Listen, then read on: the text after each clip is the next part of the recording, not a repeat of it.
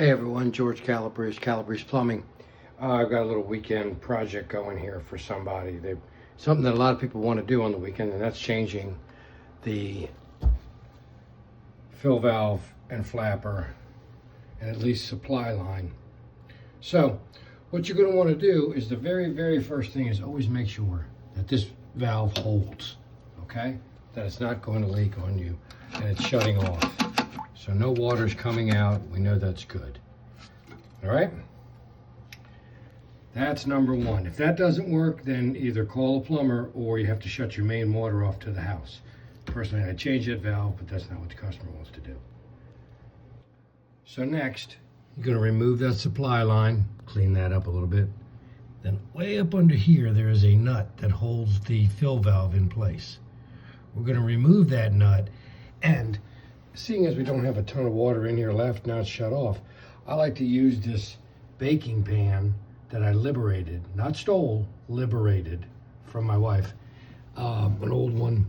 Then just drain it into this pan once we remove the fill valve, instead of trying to get a rag and get it all, all out of there and everything. You get a little bit of water, but that's what the ShamWow is for. All right, we've removed the old fill valve, it's over there. We have our hole.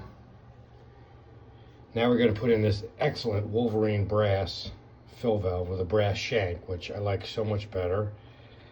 An important thing is this washer right here. A lot of people want to put it underneath the tank when they tighten up the lock nut. No, it has to go inside. If it's not inside where the water is, then the thing will leak. So please remember that. All right, we've secured our fill valve down the tank. We have attached our refill tube to the flush valve. The centerpiece is called the flush valve. The left side is the fill valve, not that middle thingy and that floaty thingy on the left. Fill valve, flush valve. The other thing I very much am fond of is using full metal nuts on the supply lines. This nut that attaches underneath the toilet to the fill valve has caused more disasters in houses than we care to remember if it's plastic. So when you go to your supplier or wherever you get your parts, make sure metal. Okay, last tip of this video before I turn the water on, replacing the flapper. A lot of people do this on the weekends and they do everything great. Now, just a little bit of play in your chain is what you want. Just a little bit of play in your new flapper. If you leave it too long, then what happens is people call me all the time, they're like, I've got to hold it up the entire time.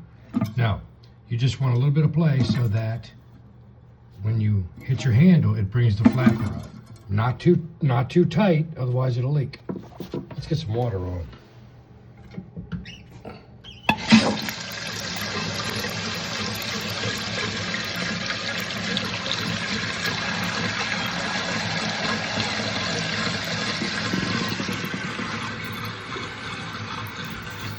I hope this helps somebody over the weekends if they're doing it themselves or what have you, or anybody, any young plumbers.